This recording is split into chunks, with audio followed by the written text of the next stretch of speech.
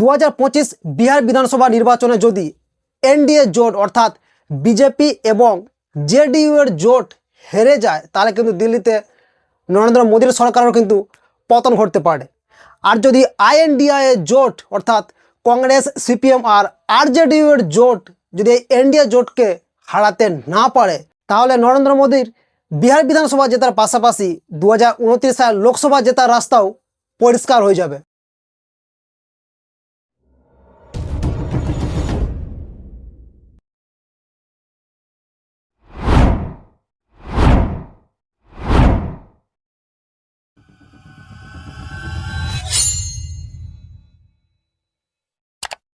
নির্বাচনে কে জিতবে সেটা তো ঠিক করবে বিহারের জনগণই। আর ভোট গ্রহণের দিনই জানা যাবে বিহারের জনগণ কাকে নির্বাচিত করতে চেয়েছিল। এই ভিডিওতে আমরা আলোচনা করব বিহারের বিধানসভা নির্বাচনে যে জিতুক, আইএনডিএ ব্লকে জিতুক বা এনডিএ ব্লকে জিতুক, বিহার বিধানসভা নির্বাচনের ফলাফল ভারতের জাতীয় রাজনীতিকে কিভাবে প্রভাবিত করবে। তাহলে আসুন সবার আগে দেখি যদি বিহার বিধানসভা নির্বাচনে এনডিএ জিতে তাহলে ভারতের জাতীয় রাজনীতিতে কী কী পরিবর্তন হবে। নাম্বার 1, নীতিশ কুমারের পজিশন কিন্তু আরও শক্ত হবে। নীতিশ কুমার আবারও প্রমাণ করবে যে এনডিএর মধ্যে নীতিশ কুমারই আসল কিং মেকার। ফলে নীতিশ কুমারের বার্গেনিং বা দর কষাকষির ক্ষমতা কিন্তু অনেকটাই বেড়ে যাবে, বিশেষ করে কেন্দ্রের পলিসি বা নীতি নির্ধারণের ক্ষেত্রে।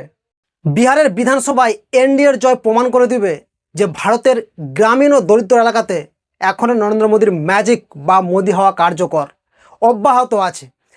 আর এই মেসেজটাই আগামী দিনের পশ্চিমবঙ্গ, উত্তরপ্রদেশ, তামিলনাড়ু সহ যতগুলো রাজ্যের বিধানসভা নির্বাচন আছে সেই রাজ্যগুলোর বিজেপির সাধারণ নেতা কর্মীদের মধ্যে মনোবল বাড়িয়ে দিবে।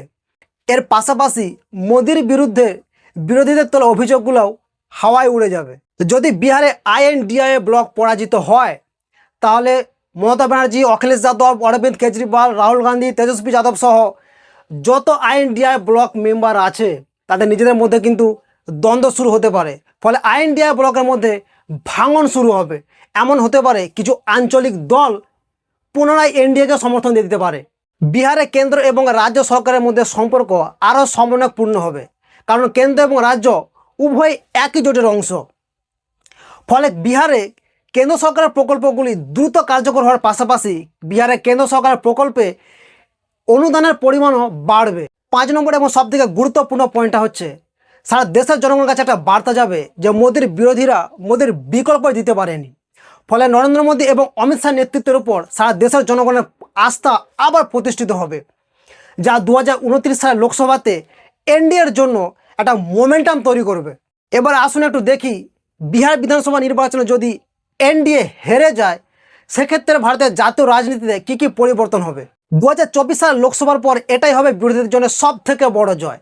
ফলে বিরোধীদের মনোবল বাড়ার পাশাপাশি সারা ভারতবর্ষে মোদী বিরোধী যত দল আছে সবাই কিন্তু আবার ঐক্যবদ্ধ হবে।